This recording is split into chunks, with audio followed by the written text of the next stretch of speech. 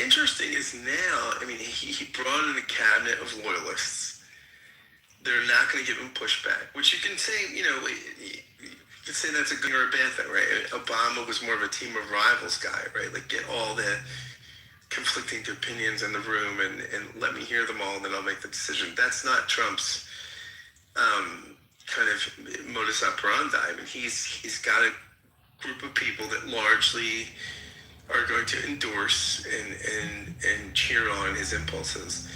But I don't know what Susie, I don't know what that woman thinks, and it is because again, she's exceedingly competent. So I don't know what she's. I mean, you can like her or not like her, but I don't know what she must be thinking.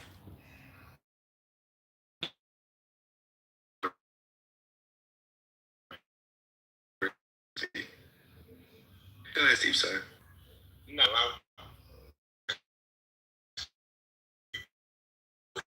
I would give money to set in on a meeting with her and Trump and some other high-level people to see the interaction.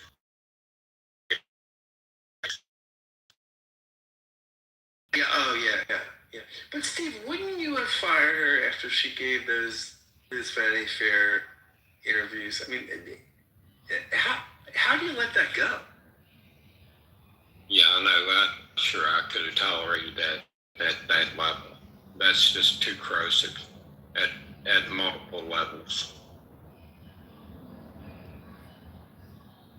Yeah, I mean that was, but apparently again, she's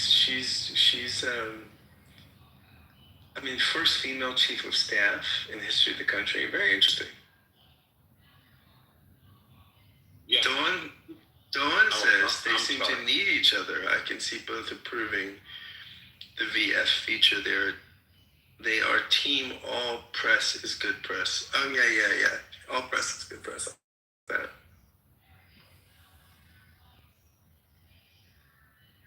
Taro, come on up.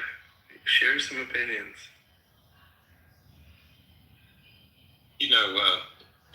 I think she's a highly intelligent woman.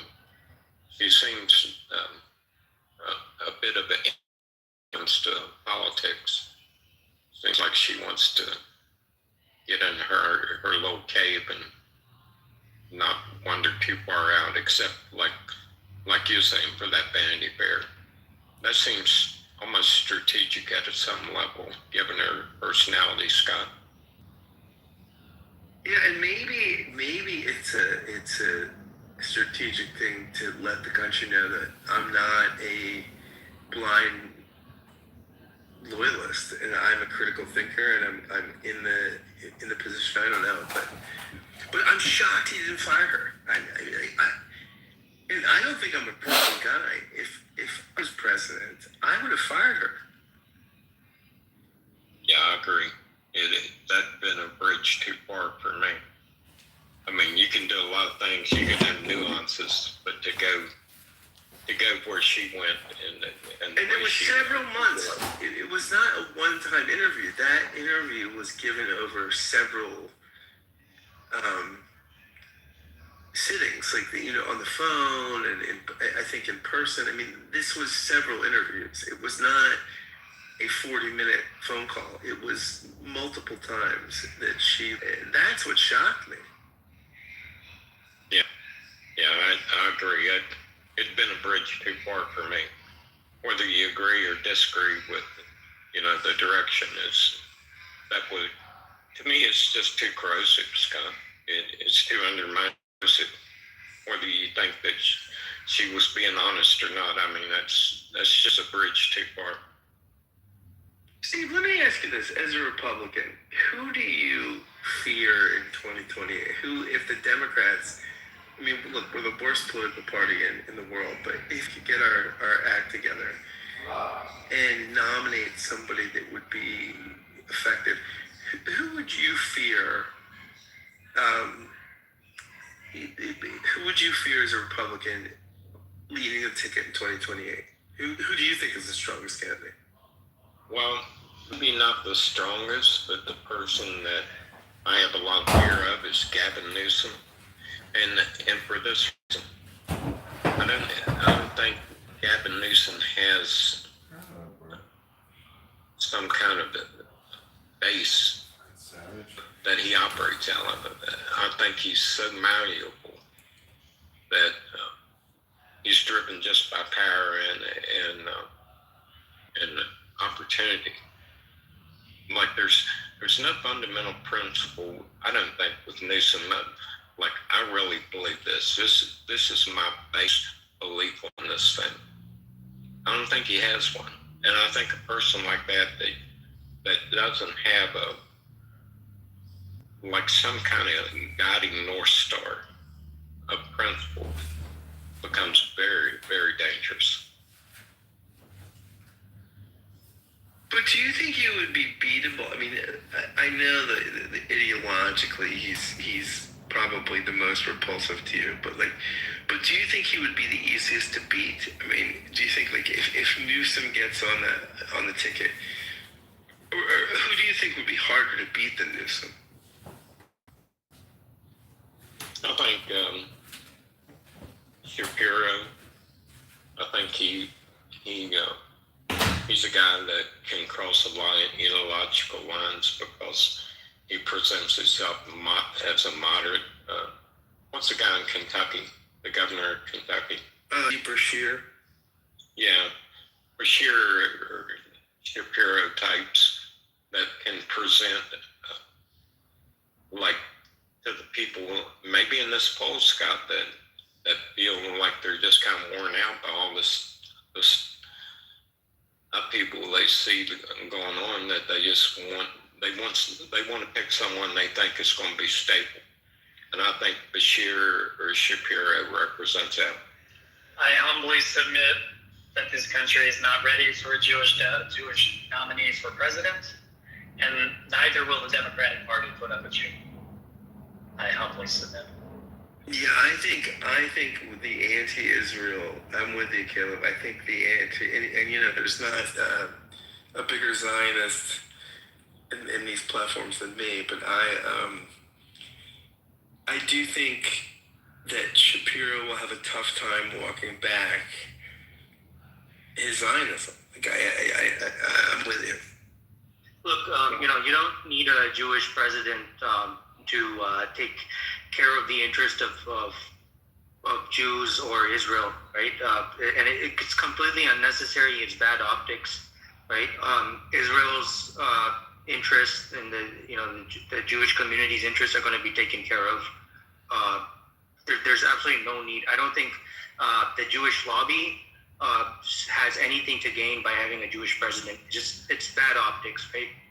I think the Jewish lobby can exert much more influence and can exert influence more effectively without having a Jewish president in office.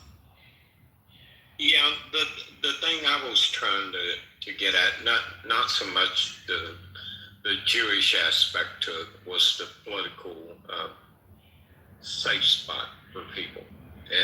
And I think you guys may be right as far as that could be a hindrance, but like the Bashir or the Shapiro, I think they represent like a safe place for American voters to land on. I wonder if there could be a strategy for the Democrats that say, it strikes me the Republicans did this pretty well in the last 40 years. Focus on the local races, right? Get governors, get state houses, start changing states. What if that is the strategy? Forget this national nonsense, because Democrats are not compelling. But what about local stuff? What about state stuff? Yeah, this is what the Republicans. I think Shapiro is much stronger, much more valuable as a governor than as a senator or something. Well, no, I'm with you. I mean, go ahead, Scott. I'm sorry.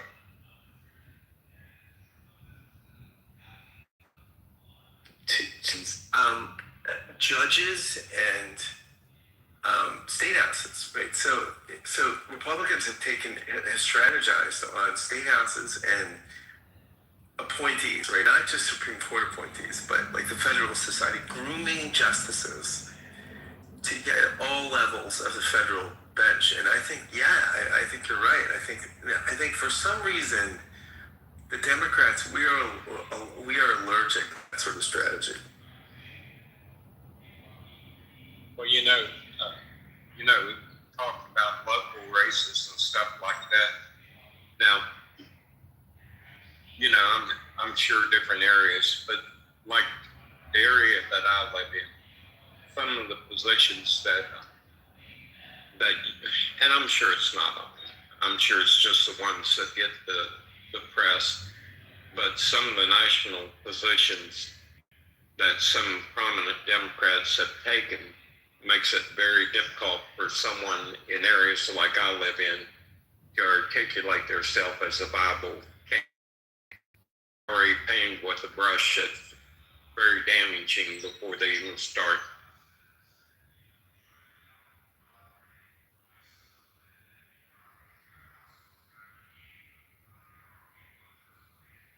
I wish Rory would come up because she's a real Politico and an activist.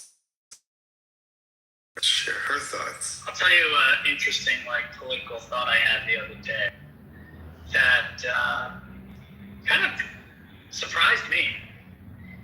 I think this country is too big for, as big a federal government. The needs of Oregon are not the needs of Florida. And I found myself thinking about not federal government, the size of country, and what's the best way to manage all of that diversity. And I don't know, it's just sort of bumping up. Maybe it's my age. I don't know what that is. No, I had a guy on my podcast a couple of years ago, who wrote a book called "Break It Up," and that was his thesis that largely we're just too big. I mean, liberal democracies don't work on this level. One of the reasons Scandinavia works is it's smaller and more homogenous, and social trust, right? The Putnam sort of social trust scale.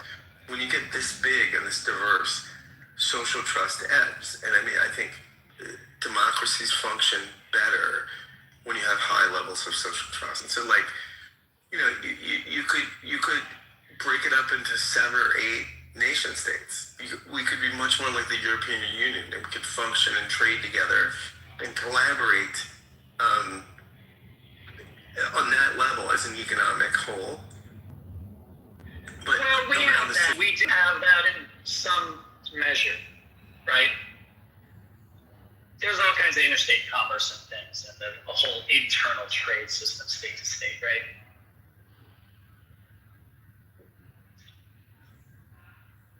His point would be that we could keep that. We could keep that, the level of intercommerce we have, and have much more autonomy. Basically function much more like the European Union, and have, when we face the world, have a collective sort of trading position, things like that. But internally, basically be more states' rights than we are. And what do you do with national defense? Well, these things are complicated, or this is why. Right, so that's the other thing that eroded social trust is. I'm not suggesting we're at the draft, but I am in favor of national service of all kinds that bind people together because you've all contributed to a common thing, whether that's military service or Teach for America or whatever. I'm in favor of compulsory service. If we had a draft, right? If we had a national service that included the military, we would not get in all these wars. We would just not do it. Because everybody's kids would be on the line. Everybody's kids at the same time. That's right. Yeah, the reason why we can do these, imperialistic excursions, and it's just so funny though that Trump, who ran against all this, is now he's finding fun. Yeah, he's funny. He's funny. Okay, I'm a second-term president. I'm a lame duck. I've got this whole military. I could do these things with. I can get in the door. I can do this. It's very strong. I'm doing it very strongly. Just little plastic pieces on his desk. They're like, and I think that, but we would be, because it's just the marginal underclasses kids, right? It doesn't, if every middle class kid, you knew that your kid was at risk, we would not do this stuff. We just wouldn't do it. yeah, absolutely. This is part of the, not about not getting into the wars, but about the social fabric. This is the debate in Israel around the draft and ultra-Orthodox in the draft. It's the fabrics that you can't live together. So there's these giant walls dividing huge parts of the citizenry. Well, I can tell you as someone that had a draft card. I was actually issued one towards the end of the Vietnam War. And that question loomed on my head every day. And luckily, I was at the end of it, and you could see it tailing off. But holding that card and realizing that your number could be called is something that creates a different level of thought about all these things when you know that you hold that card. My father made me register. I think it's still the law, isn't it? You have to. Yeah, so like 18, you have to register, Yeah. What did that look like? Or when your dad, did he take you to the post office? How did that work? I don't remember. That's a good question. I don't remember. I mean, my grandfather, my dad's father, was a navigator on bombers out of Italy in World War II.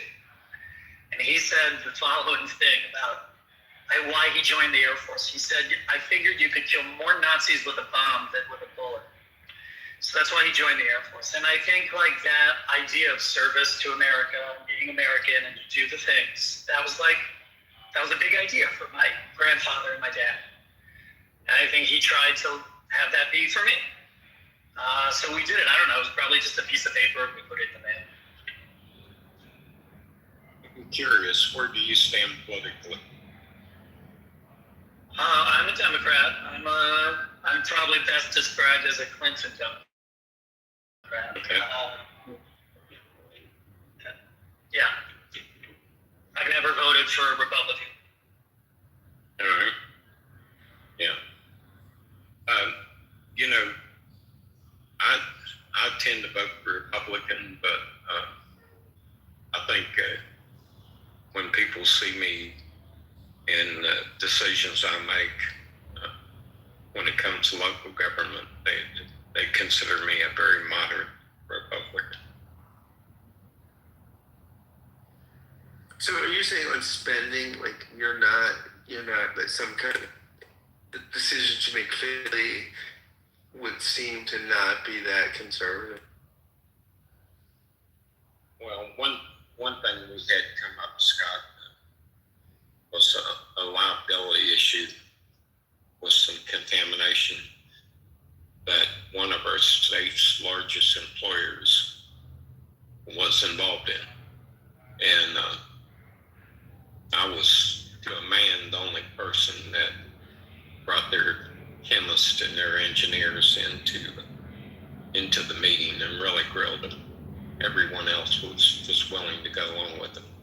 On the other hand,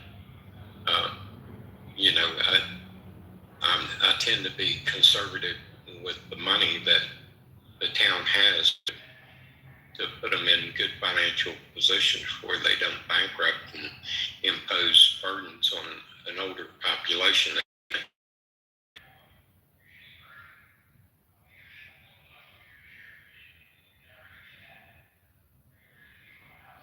Interesting. A Clinton Democrat, Caleb. Did you vote for Bernie or no? No. I would have been, if he had made it to the national, I would have, but he was not my choice in the primary. You voted for Hillary in 2016. I did. I voted for Bernie, so it's very interesting. I think my wife voted for Bernie. I think.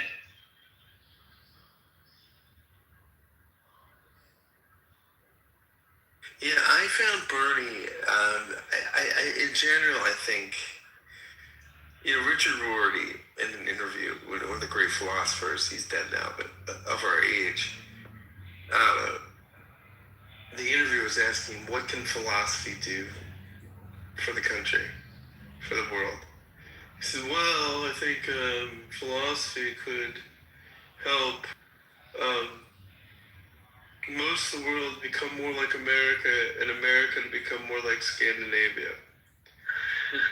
And the interviewer, Robert Harrison, said, you're not serious. He's like, no, I'm dead serious. That's the only contribution philosophy has. So I tend to think that. I would like us to look a little more like Scandinavia. I agree. With the capitalism, I mean, I think I'm not a socialist, at least not in this life. I think private corporations are great things that create wealth, and I think we should redistribute it in ways that look a little more like Scandinavia. But we have to redefine what thriving means, right? Are we a minimalist? Right? You remember that West Wing episode where they changed the poverty numbers changed, not because people were less poor, they just moved the metric. And then we're like, it's good news. We have more poor people. Right, so not bad.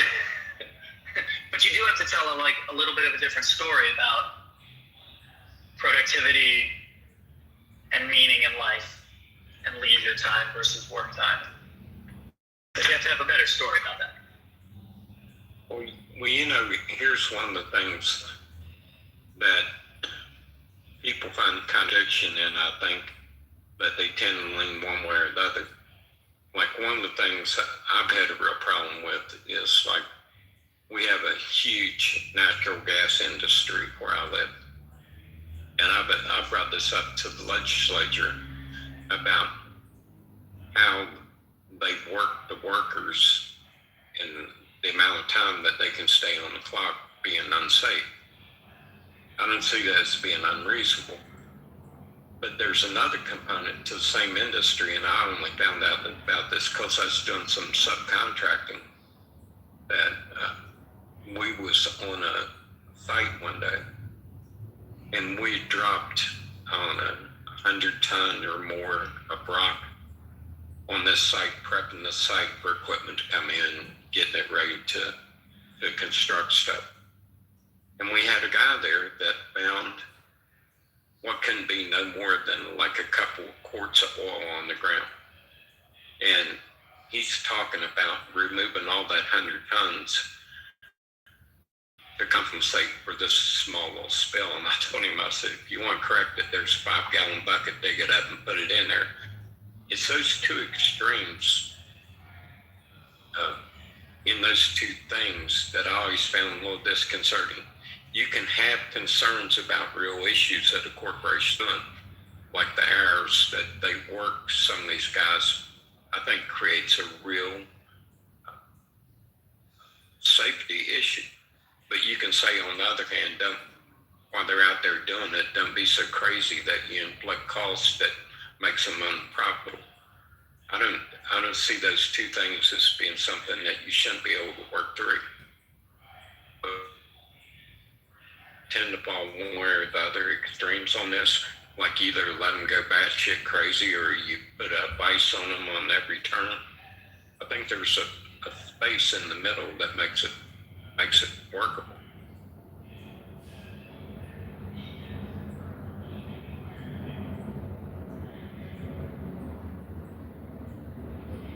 Uri is a Clinton Democrat. Does that make sense to you? I think we're in a political reorganizing time.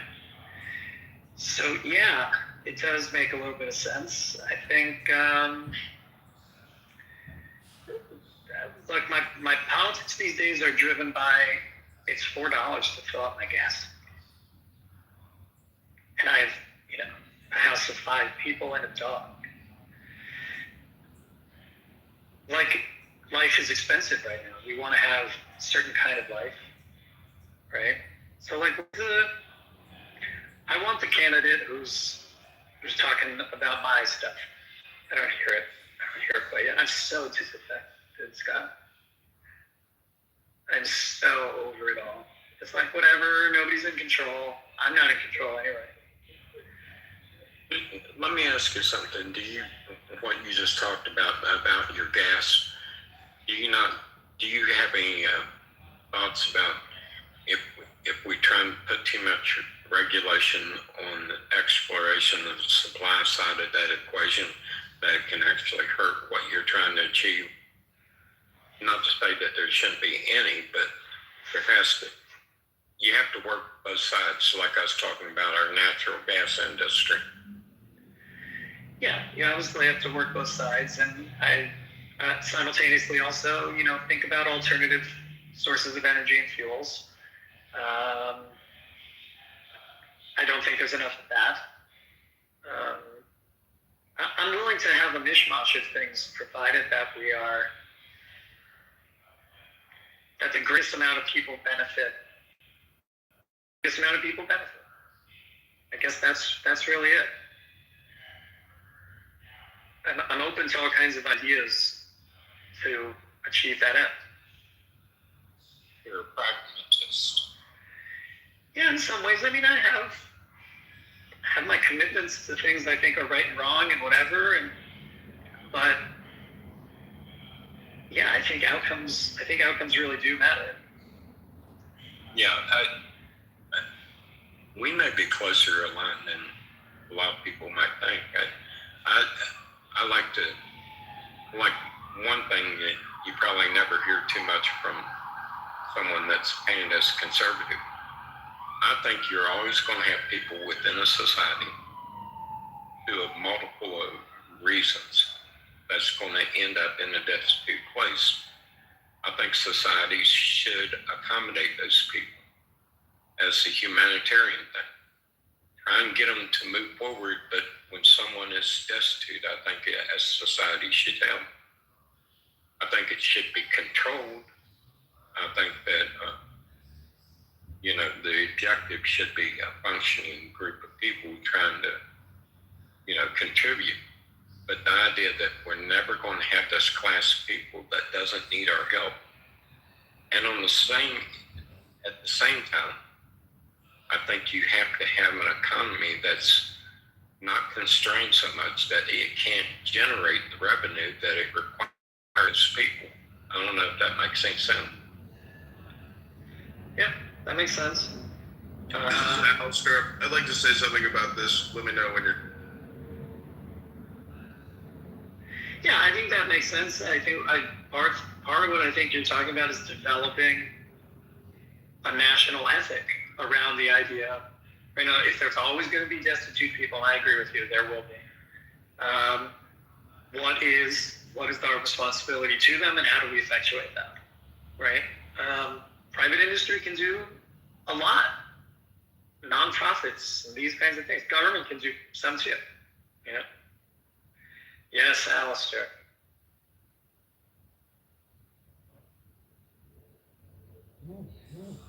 Alistair, my main man, candidate for Congress. What's going on, buddy? This goes back to what you were saying, Scott, about philosophy and how you prefer that America was more like Norway. In Norway, every citizen is birthed with $400,000 in retained savings or earnings through the National Sovereign Wealth Fund. In America, when you're born, you were literally born into $400,000, individually to debt. BizTechClock.org. So all I'm trying to say is philosophy deals with natural law, and unfortunately, because we have a corrupt financial system, we are outside of out of natural law, and that's our problem here in America. And it just permeates corruption everywhere. Look at all of this SNAP fraud, all of this Medicare, Medicaid fraud. It's everywhere, and it's international in scope. We have Russians coming in and ripping us off. We've got Romanians. So what I'm trying to say is if we had sound currency and we actually had Congress people and senators with spines we could actually try to save America by becoming more natural and actually adhering to the laws of nature and philosophy. But unfortunately, we have delusional individuals who are socialists. I know you said you're not a socialist, but the other thing is that you guys were talking about interstate commerce and you just think America's too big.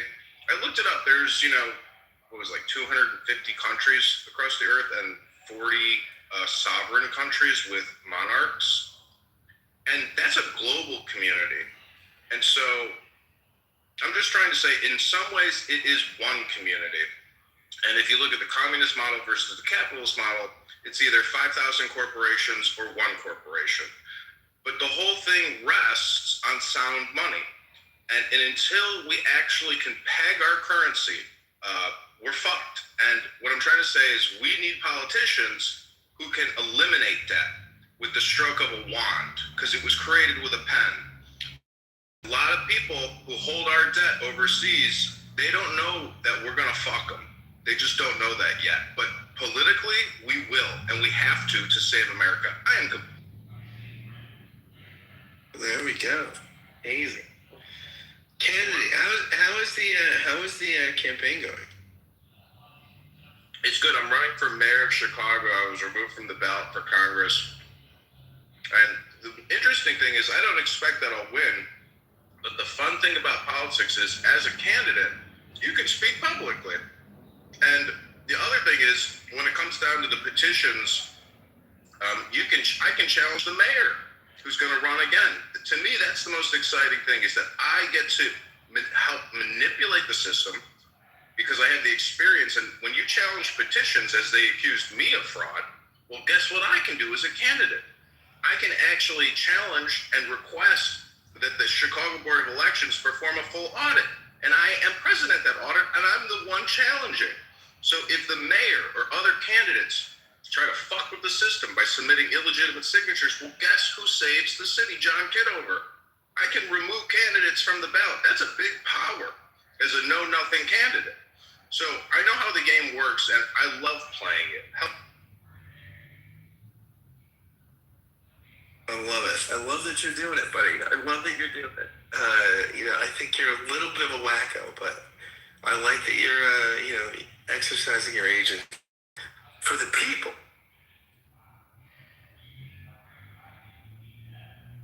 John, let me ask you, what's your position on the formation of the Federal Reserve at Jekyll Island?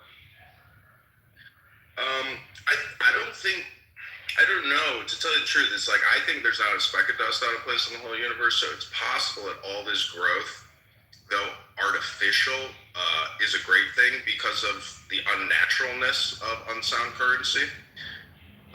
But with regards to specifically the federal, every country has a central bank, and it's considered modern economic science, so to speak, to basically do inflationary spending.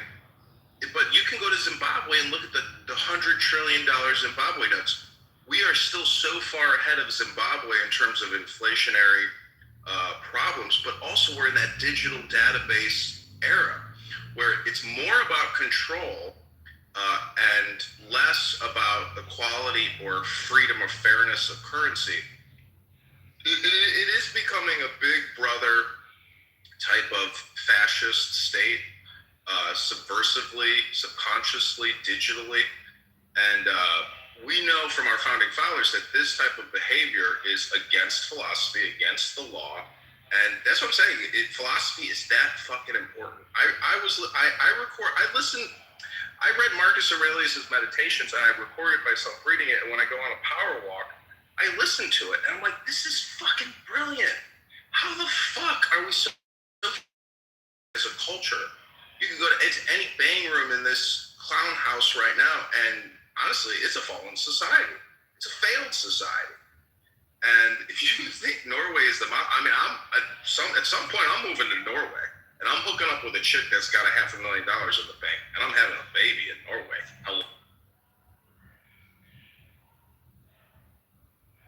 Well, philosophy must become the foundation of the social compact that we all enter into to form government. So there has to be some philosophical intent and agreement to form any type of functional government. Philosophy, that's a compact contract. I've seen the first contract with Chicago. One guy voted no. That's me. And I'm not making this up. In the Chicago Election Commission office, there's the Charter of Chicago. There's 13 signers on the left and one guy that said no. I love the guy that said no. You know, to me, he's the hero of Chicago.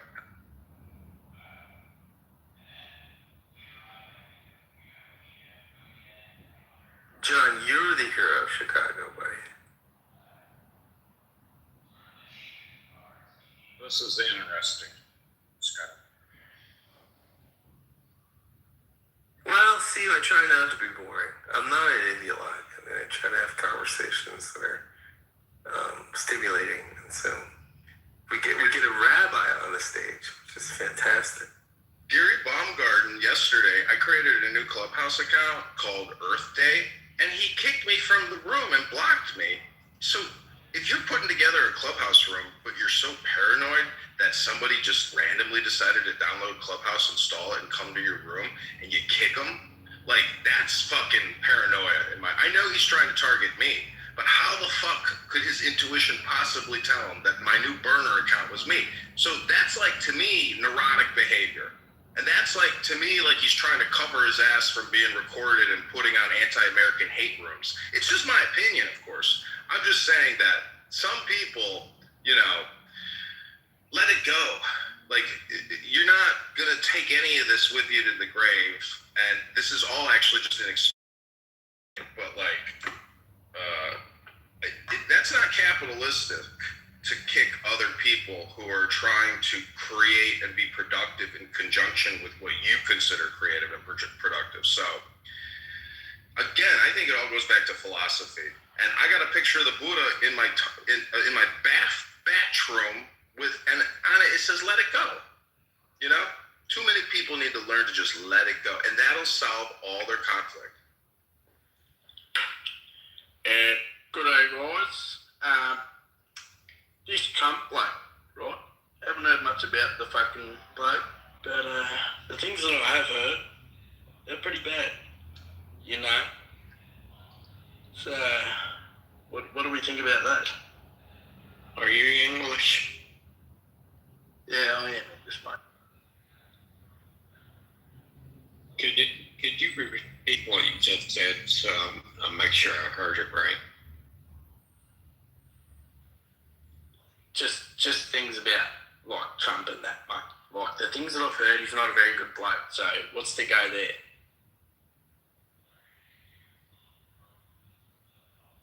I think the English and Australian people never evolved since 1946. And I think it's because of the war. I think so many Australians and English people were killed.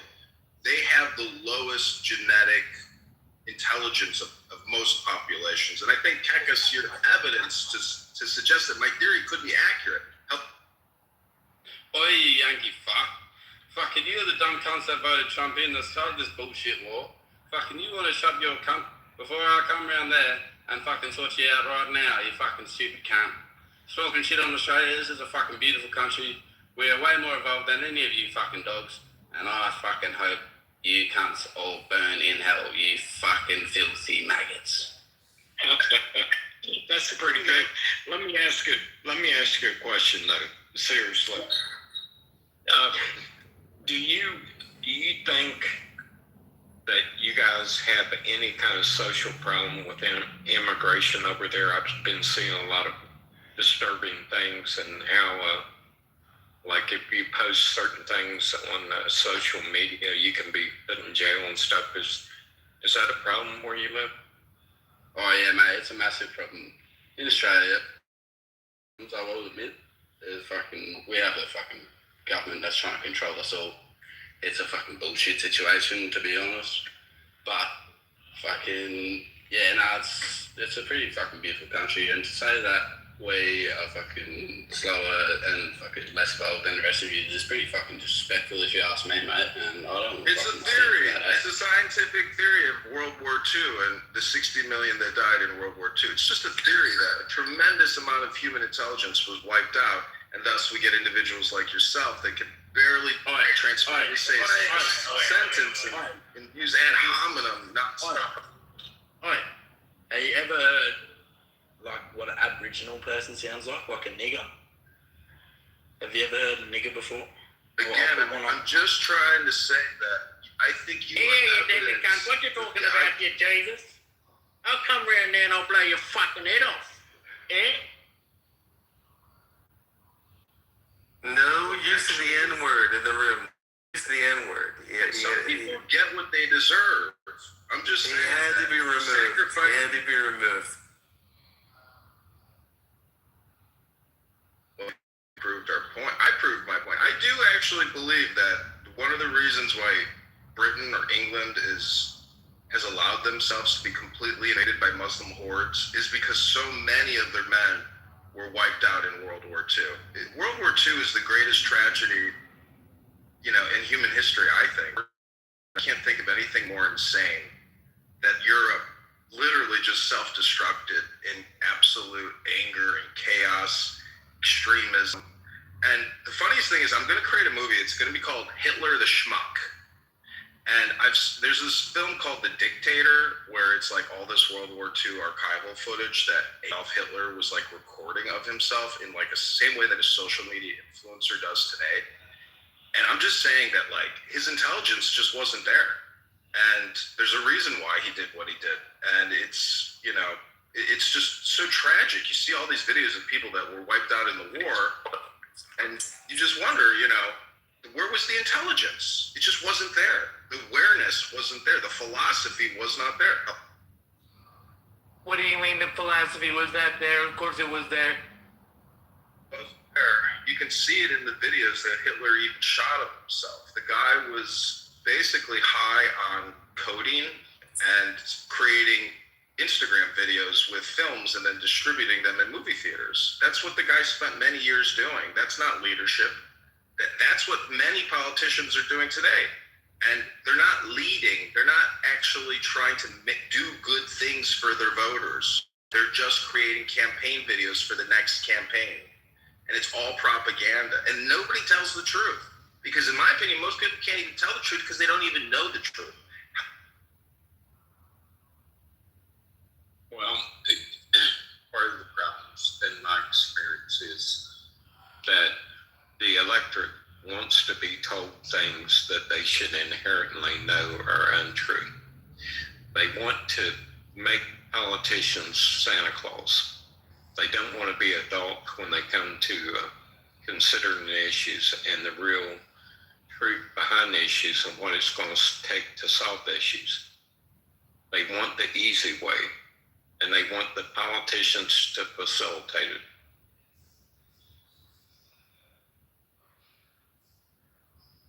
As someone who is, Ryan, I know you're in politics, the attacks from deranged homosexual leftists on social media is definitely indicative of a mental health disorder.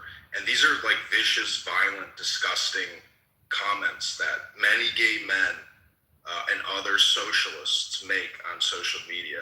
Again, I think it's a fallen society. I think when Caleb says, oh, we need to have national service to create a unity amongst our, yeah, maybe that'll work. But I think America is already fascist, and it's going to become even more fascist. And it's because the politicians are criminals, and we're all just slaves to the banks. If you ever sit on a conference call between a hotel chain and a bank, and the bank owns 80%, 90% of that mortgage, the people that work at that hotel chain, they don't work for the hotel chain. They work for that fucking bank. And so banking is a great industry to be at because you're at the top of the pyramid. But different ways to look at society. Hey, stupid. My name is Raja. Oh, hey, Raja. Anyways, I'm just trying to say that I was looking at a tree the other day, and I realized that we are all just leaves on a tree, and the tree is the network, the communication network between all of us, invisibly linking us.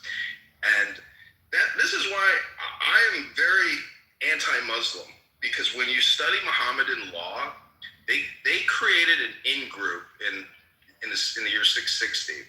And when Muhammad's Medina Charter, or his Islamic Constitution, if you ever read it, it's basically a document on how to lead a mafia organization. He is the Don Corleone of the Middle East. And I'm just trying to say that if you read the Declaration of Independence, etc., that is a progress in intelligence, legal jurisprudence, and the transmission of countless generations trying to create a more equitable and enlightened society. But when you read Muhammad and law, oh fuck! And the people in 2026 are still using the Medina Charter. And the Palestinian blood money, if you kill a Jew, well, that's in the charter. It's blood money. So we're dealing with essentially a revolutionary political mind virus, which is unstoppable because it is the combination of church and state. And it's completely the opposite of us. So the war in 2026 against Islam is the same war as 880. I'm just saying that there is still this huge legal cultural clash in the world which is completely unresolved because there's no philosophy, on my opinion, in the Muslims. Can you share your views on the Israeli-Epstein connection, J.P. Morgan, and the other colonizers? Go ahead, Pastor. This is what the Israel, Epstein, this Israel. is Either what the way. Muslim Ummah does. No. This is not about Muslim or anything. To Can we repel talk the about colonizers. Epstein-Israel connection? Yes or no? And if no, okay, I'll mute. Sure, but have you seen the Bannon Jeffrey Epstein interview? Because that interview I want to talk about incredibly Epstein-Israel. insightful and fascinating Why are you to running? see the inner workings of Jeffrey Epstein's Why are you mind. running from answering the question, sir? I'm trying to answer your question, stupid, but you're Why not are you listening. crashing out? Why are you crashing out? Can you You're speak going to on? the bathroom and put on some Chanel number 5. Can you I speak gotta on go to the the recording Israel? studio. Supermodels like myself shouldn't be wasting their time talking to stupid people like you. Okay. Hopefully you can avoid the question a little further. Can you speak on Israel and Epstein connection? Yes or no? Scott, I got to take off, Scott. It's good. You had a good speech. Yeah, notice they're Appreciate it. running now. Yeah, clearing out now. Yeah, Israel, Epstein. I'm not clearing out because of that. No, not you. I'm not talking about you. Can we speak on Israel Epstein before you go? Well, I mean, go ahead. Enlighten us what your Well, view if you is. say the word Israel, you should say Israel Epstein. If you say the word Epstein, you should connect Israel. You should say Epstein Israel. Anytime you mention it in a sentence, do you agree with that or not? That's my question. Simple question. Well, there's a possibility. Can you draw? Yeah, the two are directly connected. Mossad is Israeli, and blackmail is Israeli, and control and AIPAC and Epstein. It's money and control and power. Do you want to speak to it? I mean, I don't have to go deep, do I? Or you don't see the connection, or you do see the connection? That's the simple question. Yes, I see No. the connection, or no, I don't. Which one? That there's a difference between. Yes or no, it's real. This No, is hold simple. on. No, it isn't so. Oh, There's a well, wait, difference. more complicated for me. Okay, there's a difference between making an accusation and having tangible lines to draw between. Yeah, the he two. was convicted of child sex trafficking, so that's not an accusation. I didn't come up with this out of my ass. This is fact. So, Well, speaking with the therefore- facts, do you see a connection between Israel and Epstein? And Steve, and before you answer that, Steve, just know that stupid Okay, guy you is don't a want to white answer. dick I man guess it living makes you in his feel basement, bad. and he goes around It pretending makes to be you a black feel woman. so bad to answer Steve, the just go do what you gotta do. Don't entertain this guy. He's a gay white guy pretending to be a black woman. It's ridiculous. You're so stupid. You make stupid comments. Why are you getting so angry? Well, let me ask you. Why are you getting so angry? Alistair, talk normal. Stupid. Let me ask you a question. You didn't answer mine, Yes. and you want to ask me Well, a question. That's yeah, I just weird. want to ask you. That's No, it so isn't. weird. No, because it goes to what you said. You can't So- answer a yes or no question, but you want to No. ask a question. No, I'm trying to have a nuanced Only on conversation. Clubhouse. Only on I'm trying to- Clubhouse, stupid. I'm trying to have. Listen, let me ask you this. So is it your assertion that anyone that's convicted of child sex trafficking, anyone, is connected to the Mossad? Is that what you're saying? No, and I never even mentioned that way, but you want to twist it so you don't have to answer. Do you believe there's connection between Israel and Epstein? Said. Yes or no? I asked you a yes or no question. You couldn't even answer. There's no connection between Epstein and Israel. Is that what you're saying? None at all. No. Right? I'm just imagining this. No. So you're in denial. No, and that's I'm what not I in figured. denial. You're in denial. Could I, and wait, one more point, and then I'll let you go. Okay. Most people All right. that are in denial would let Trump sleep with their daughter in front of them while they watched. And I didn't say you're one of those. But if you can't answer yes or no, then that means you might support pedophilia. No, what I was asking you was to draw the connection, and your response to me was he was convicted of child sex trafficking. So your contention was the conviction of child sex trafficking makes them a Mossad agent. Why don't you just write it in the chat? You sound so confused. So confused. Now, I'm repeating All right, so here's a exactly more what you simple told me. question. Have you had sex I'm with a child? repeating exactly what you told me. Well, I'm not okay, confused. Let's move on. Have you had sex okay. with children before? Yes or no? None. No. Well, now you can do a yes or no. Oh, I see. So you do have conviction. Okay. But you just can't draw a connection of your conviction to others. So you hold the standard. Other people don't have to hold the standard you hold. You support pedophilia, yes or no? What I am saying is if I make an accusation, I should be able to support the accusation. I made no accusation at all. I said, do you believe there's a connection between Israel and Epstein? Yes or no? So I don't see me making any conviction. I just asked a simple fucking question. And for 15 minutes you avoided answering. And guess why? Because I'm sure you've touched the stuff. So you think it's okay. And you don't want anyone to know. So therefore, you bury it and then come out and say, I can't answer the question on the grounds that it may incriminate me. You've touched girls, and you know other men. You know other men that have touched girls. See, this is like the Howard Stern show right now. Just asking a fucking question. This is rich, Scott. Go ahead, Steve. We're having a conversation. This is rich. It's really rich. Yeah, but are we having a conversation, or are you running away from it? No, I'm not running away. I asked you a simple thing. You was making the connection between Epstein and Israel.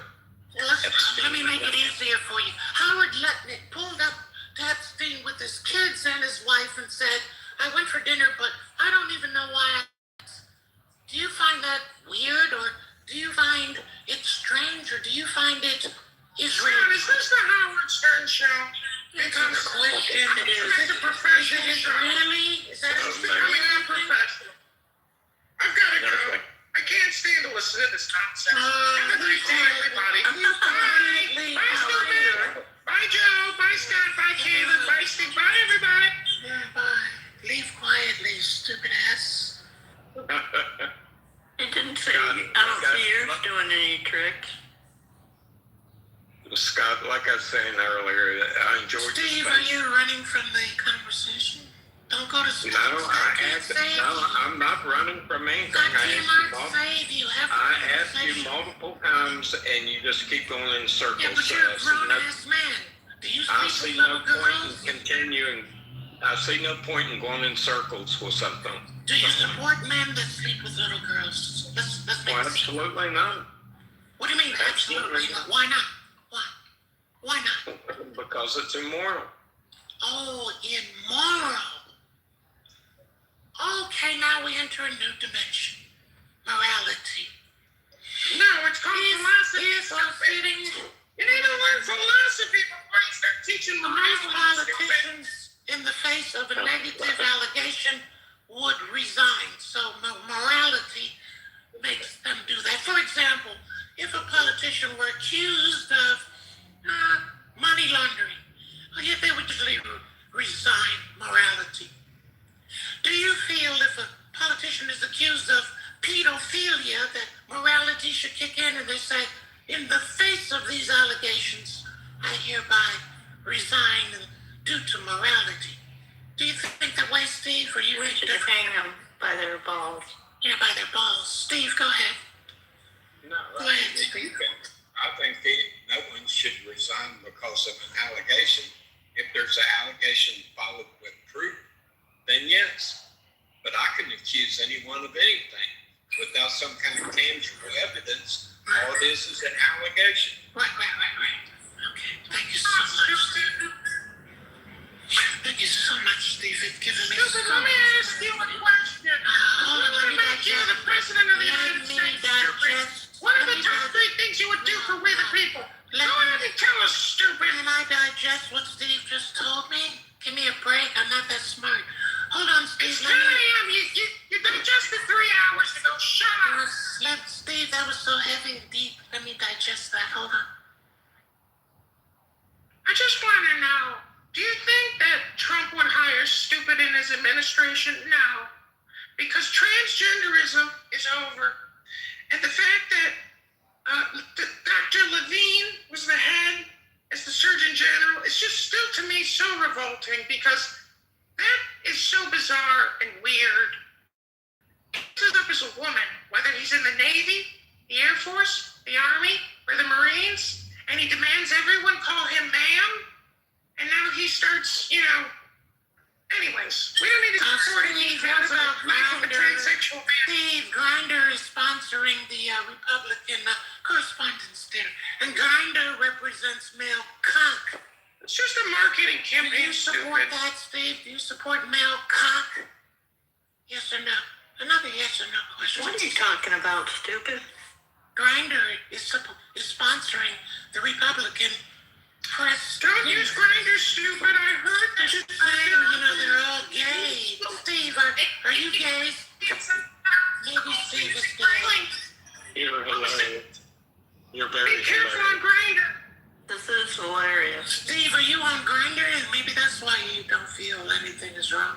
There's a lot of illegal aliens in America that use Grindr, Steve, and they're killing gay American homosexuals. It's not pleasant. It's terrorism, and we need to deport them. Yeah, but Grindr. This Republican dinner is brought to you by Grindr, where you can get dick in your booty. Dick in your booty. Yeah.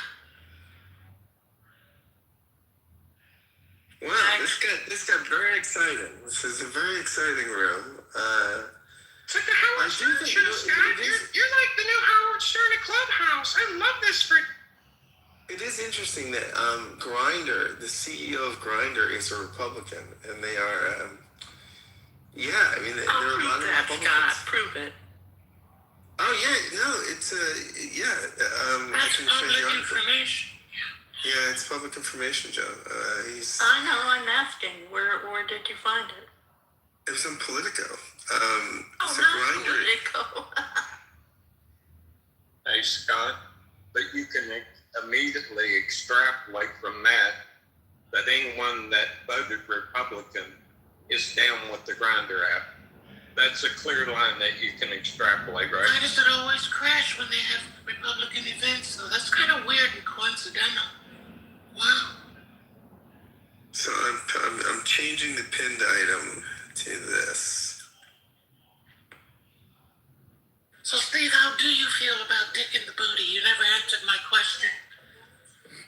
That is such a stupid question, Steve. Don't dignify stupid with an answer.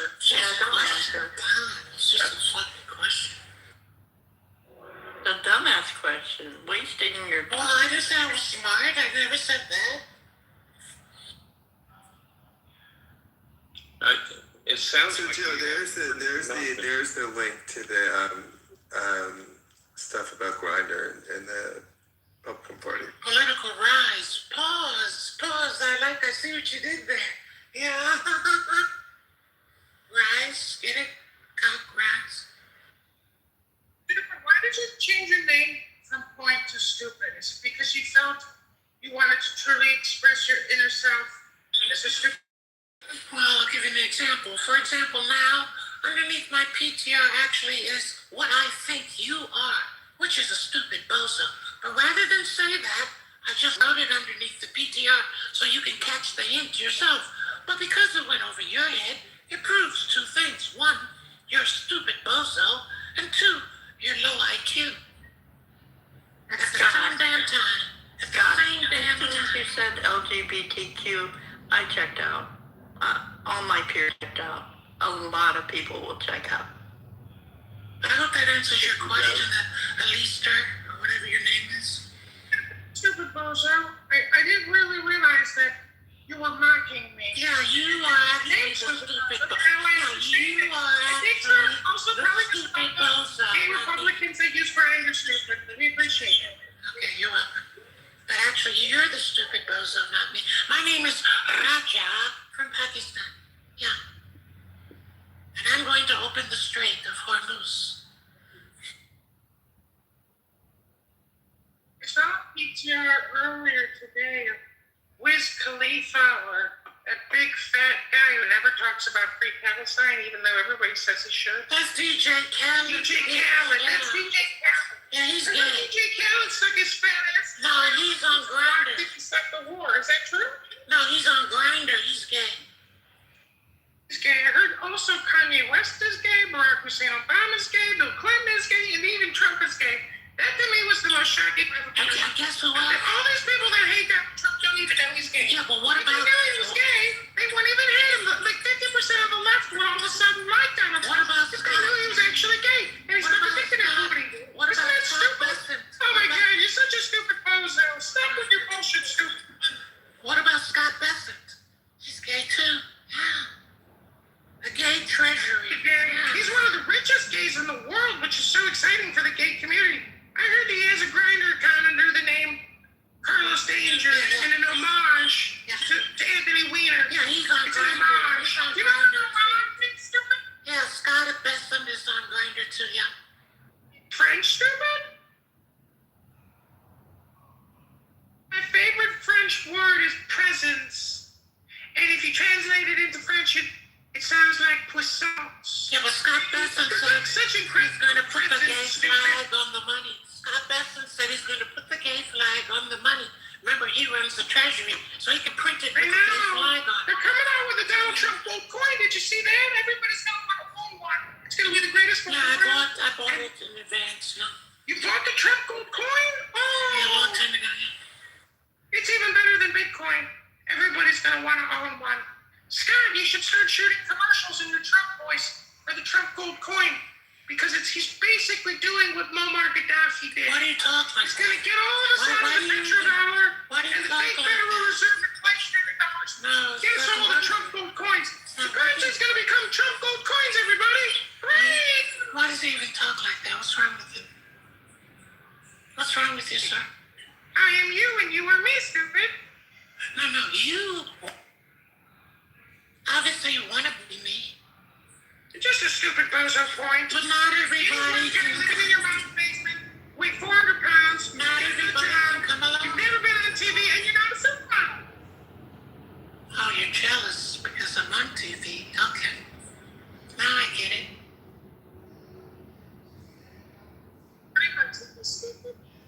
You're just a stupid bozo. You think that people are projecting onto you and you're projecting onto them, stupid bozo, but the truth is, you're the stupid bozo. That's what projection is, stupid. You can't reverse engineer it. You can't, reverse that out, stupid. You're the stupid bozo, and you're on Grindr, and you're a gay Republican. I'm on TV. You're not. Are there any gay Republicans? Yeah, Mike Johnson. I'm on TV. You're not, Alistair. That's why you're mad. I'm on TV right now, stupid. You don't even know it. Oh. Because you can't see all the cameras surrounding me. Okay. And my staff of beautiful women are helping me produce the Alistair Crowley show. Oh, okay. Stupid bozo. Okay, I get it. Okay, the delusion. I get it. Okay. It's not delusional, stupid. I got a camera and I'm recording you right now in my right hand, stupid. Deep delusion. I get it. Okay. Of course there are gay Republicans. Hello. Of course there are. All I want to say is most people don't know what projection really means. And I told Caleb one time, is all communication projection? And you know what? It turns out it is. And stupid bozo here is proof that all communication is projection, spam, politics, and hypnosis. Isn't that right, stupid? There's no way you can prove that Steve is a gay Republican, so I don't think that that's fair for you to say I that. heard him earlier say that most of his contemporaries think that he's a very moderate Republican. And what you're saying is stupid, bozo, because Steve isn't gay. He's a man's man, unlike you, stupid bozo. Steve can speak for himself. Go ahead, Steve, you little bitch. Go ahead. I'm Mike. Yeah, thank you. Bitch, you are a stupid bozo, really stupid. Yeah, this is kind of devolved. This can't be the first time you've been conversation. You know that Scott actually likes this. Scott, this is fun. Because the Gary Baumgarten show is so scary. They didn't have any fun in there, but Scott just had to have fun. But the point is, Steve, if this is your... Anyways, people like the Jerry Springer show, Steve. You know, the Howard Stern show.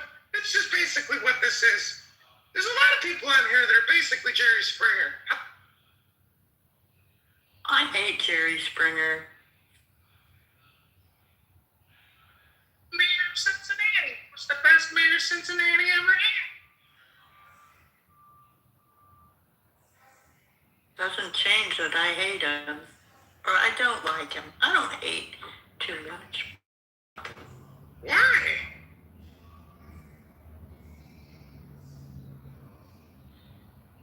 Why not? Well, what do you think Clubhouse is? That's what I'm saying. Like, how do you like not like Jerry Springer and Clubhouse? It's the same. Hello? I know, right? I know, right? The 24/7 Jerry Springer show. It Get is. on the bus. That's the truth. It's a stage. This app is actually, the real name underneath Clubhouse is The Stage. It's a theatrical production of stupid bozos.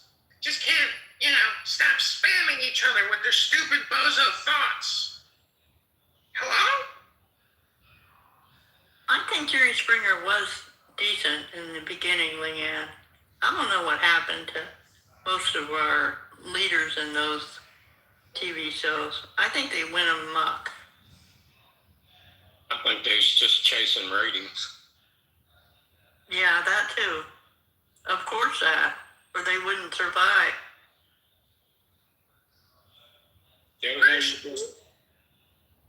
I'm good. How are you? I'm headed towards Culver, Indiana to hang out with my peeps up there. My Republican peeps. Oh, I agree with Steve. I don't stand with any men or stand next to any men that sleep with little girls under 14. I agree with you, Steve, and at least we share something in common and have a similar belief because you said morality does not allow you to support any man that sleeps with little girls. Did you just hear what this pedophile Thank you so much, Steve. Can He you said let that me he believes that men should be able to sleep with girls answer? Use the microphone. under 14 or 15. Stupid. Do you date 14-year-olds? Stephen. Do you participate with No, 14-year-olds? not at all. But Steve doesn't either. And so we share something in common. Mark my words, when you come back with a party hat, stupid, that was me. I'm reporting your account right now for pederasty. Enough is enough, stupid. I'm reporting. Steve, I want to commend you on being one of the men that does not stand next to for trying to encourage people and to get a doesn't support pederasty. Report stupid bozo now. Mass report. I am complete. Yeah, Steve doesn't support pedophiles. I respect that, Steve, because I feel the same way. Pedophiles should not be protected. I agree with you, Steve. Unless you change your mind. Did you change your mind? No, I'm listening to what you say. It's Well, did you entertaining. change your mind about what we agree on? Or you now want to go back on it? You do support men that engage in pedophilia. Which one is it, Stephen?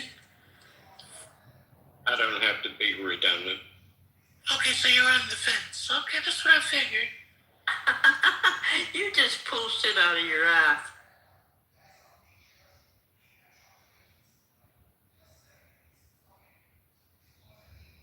Well, he didn't deny it. That's interesting. No, I initially had, and he keeps trying to bait me into saying I do. Yes, Steve, I agree. A lot of Republican women are complicit with their men engaging in pedophilia. You're right. I know this and you know this for many, many years. Yeah. Joe, have you ever supported men that screw little girls? Oh, Joey, I want to show you my PTR. I just reported stupid for trying to encourage pedophilia on this app. I've reported you. I encourage everyone else to report stupid bozo here. A gay white man who's actually living in his mom's basement who pretends to be a black woman. I've reported you, and I expect your account to be deleted within 2 hours, stupid bozo. Farewell. And when you get your new party hat, that was me. I got you that new party hat. I hope you like it.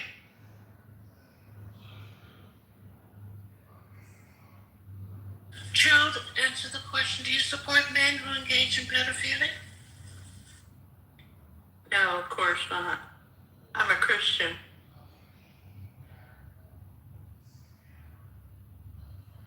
The account got deleted just like that. Poof, bye, into the abyss where you belong. Welcome to the show, Steve. Good morning, Steve. That was enough of that. Good morning. Just Steve's on stage.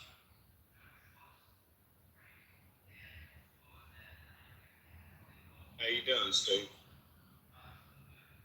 I'm okay, and you? Yeah, we've just been drugged through the gutter and back. We finally got out of it. Okay. There's always one and everywhere the same.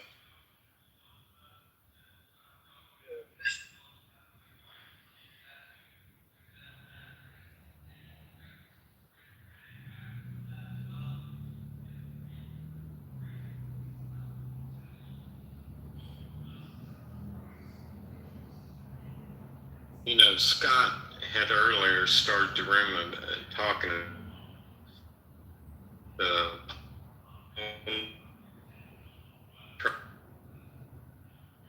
Seems like you're in the Matrix. Okay, can you hear me? I know. I said Scott had initially started the room talking about Trump's dropping poll numbers. I just wondered what your feeling about it is. I don't believe it. I don't believe 90% of the polls out there. They're written to get certain answers. Well, I tell you, I think the source should matter a lot because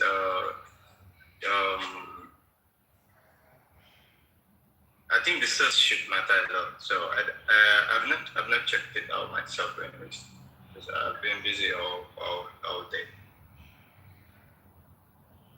Yeah, I tend to agree with you, Joe, that you can word a poll to kind of get what you want. I think a lot of them are worded that way. All of them are. Juppie, I was going to tell you, the results came in for the congressional election, and I got 110 write-in votes, which was 0.01% of my opponent, which I think he got like 50,000 votes, and then the Democrat got 30-something thousand votes. But in 2024, in his congressional campaign, it shows that he got, I think it was 400,000 plus votes, but the database that the election commission sent me has 600,000 registered voters in the district. So I'd be very interested to see what he gets in November, because there's something with the primaries and the midterms that when, I mean, obviously I guess people maybe don't come out for the primary, but I don't think that's what it actually is. I think like the database and the election commission like automatically uses voters even if they don't vote and just casts them as that Republican. There's something going on with the way that the election commission. Basically, I guess what I'm saying is their data is corrupted and out of date, and they don't do any type of like necessary cleanup, and so it's like a stagnant database that is open to corruption. So anyways, as like a mayoral candidate, I put forth a mayoral proclamation saying from petition to ballot, we want transparency, and we want it on a ledger with a double entry accounting system. So it's just a thought, but just wanted to share the news. I think the midterms typically have a lot lower turnout, don't they?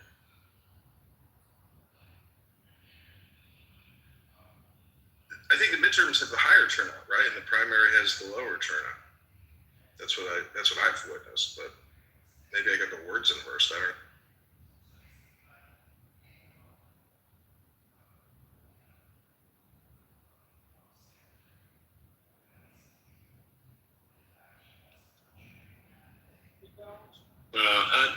I'm interested to see if this thing in Iran drags on, how the sentiment's going to be about it.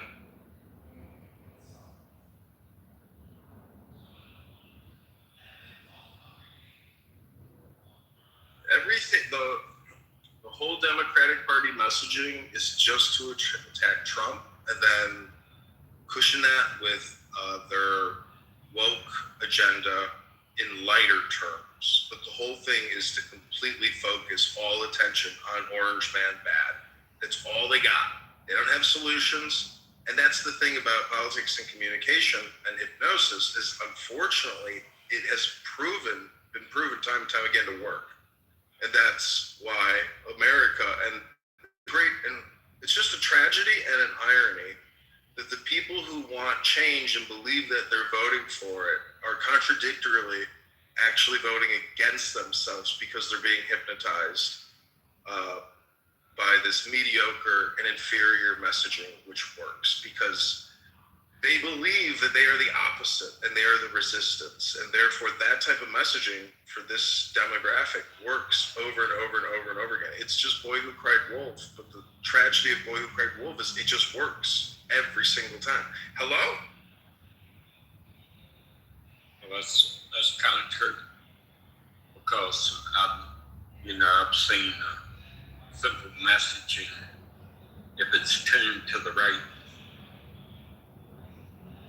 the right message that people think they want to hear, whether it makes sense or not, will be, people will buy into it.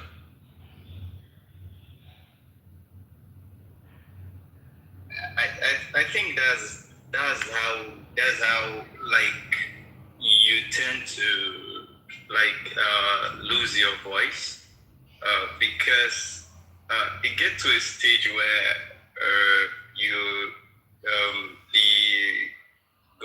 the leaders or whoever it is are able to manipulate the citizens to the point that even when they have done bad, they are still supported, and then at long run, I feel like exactly generally what is happening right now.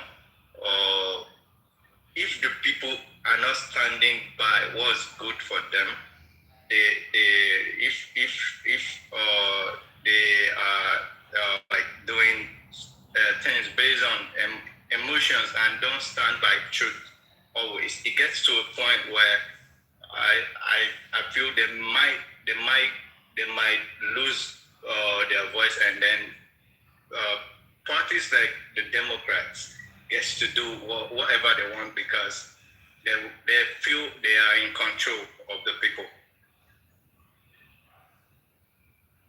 Yeah, I think one of the biggest problems we have is that we have an uninformed electorate. People don't take enough time to fully understand what is going on and what's behind what's going on and the forces at play, and it makes them open to manipulation. That's true, and it's partially not their fault though, because smart people always look for ways to outsmart other people, and given how long these people have been in the office and politics, some of them in power, I think they know how to find a way to work around all these things. I know one thing, like with me, I've been in politics, I guess about 10 years.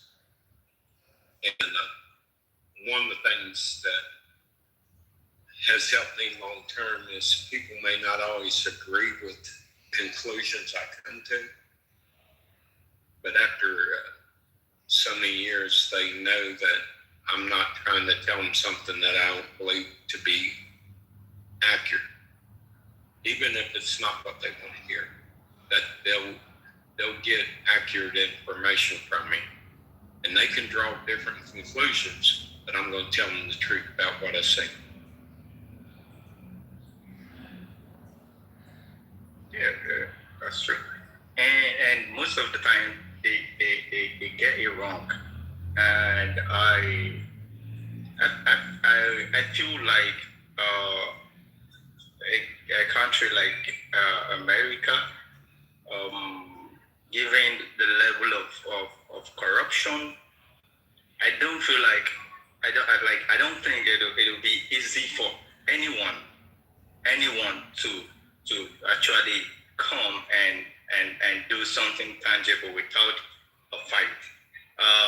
It's not like I'm totally on Trump's side, but I'm seeing it like he's not having it easy. He's not having it easy at all because of the level of corruption and these people has, the grip they have over the country. So even if another person comes into power and they want to do the right thing, they really want to fight corruption, I feel this same thing that's playing right now will still be at play. Oh, I agree. There's a lot of, within the United States, there's a lot of powerful forces at work that have their own agenda, and they'll use whichever political party they think will further that agenda. So yeah, if you go astray from the forces that be, and they don't always show themselves in public, then you're going to get blowback in a major way. Yeah. I'm curious. I mean, you don't have to tell me if you don't feel comfortable. What part of the world are you from? No, I don't have a problem with that. I'm from Africa. Yeah, so you've probably seen the same thing at a different level over there too, haven't you? Think you do.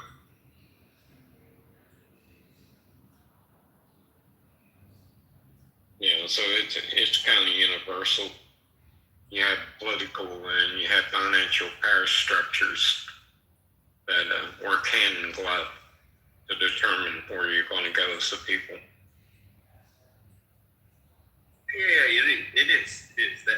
That's why when I go into these rooms, I only comment on things that are universal to me. I say mostly things I'm like aware of. So that is why I don't normally join all conversations, because obviously I don't live in the US. But the ones I am able to see, I'm able to read about, I can comment. And politics, most of it is universal, like you said. So I'm able to relate to some. Yeah, I agree. Yeah, I think you're exactly right.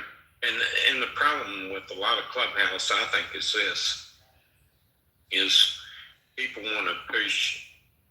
They'll come from a certain mindset, and if you don't agree with that mindset, you can't have a productive conversation. It just becomes a shit show, basically. And the only way that people can communicate is to allow other people to talk and express themselves. You don't have to agree with them, but you can listen to them. And then you can be respectful in a way that says, well, I got a little different view on this, and I understand where you're coming from, but where can we agree? It's actually crazy, you know. And the funny thing is, most of the time, you see that they are wrong. Like a lot of people, most of the time, you see they are wrong. Number one, they don't listen, and number two, when you tell them they are wrong, they will insist you're the one that's wrong, and it's kind of should I say ironic how that is, because you got some piece of information from somewhere, and I got it from a particular place. And if I'm able to get a more legit information, you're supposed to have an open mind in order for you to understand that you've been misled. But most people, I guess, it's because of their agenda or what they don't want to believe in. Because I think that's mostly what drives the kind of information they get out there. Because there are some information that might not tally with what they want. For example, if I hate somebody and I got a negative information about them, I want to hold on to that. Even if somebody is telling me that those are propagandas, I will still want to hold on to that, even if I see the truth. So I think that's a lot of what's going on. Some people tend to want to go and find negative information about something or someone rather than being open-minded.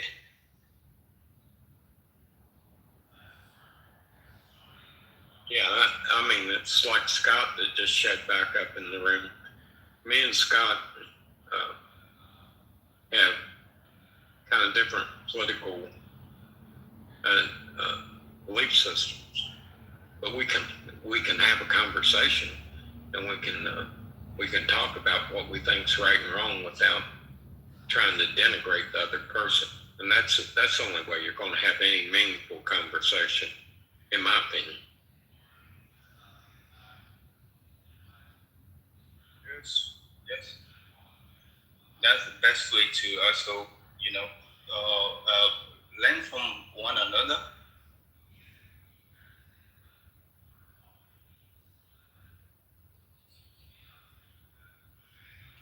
Well, you guys, it's been a good room. Scott, I've got to take off. I got some things I've got to take care of.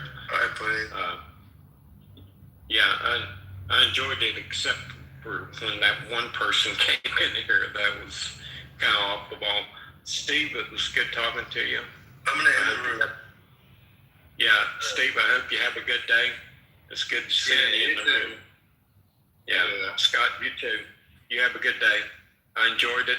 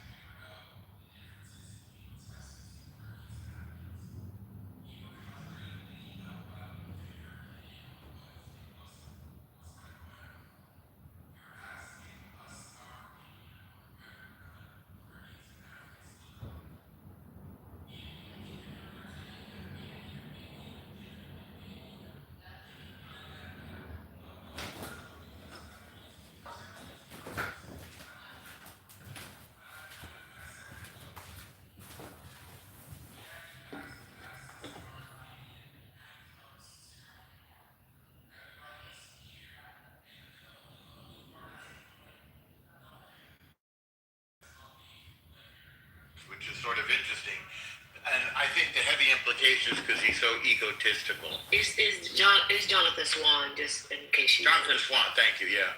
I've been listening to a lot of Jonathans lately. I'm trumped out, so I'm not interested in. Yeah. This is where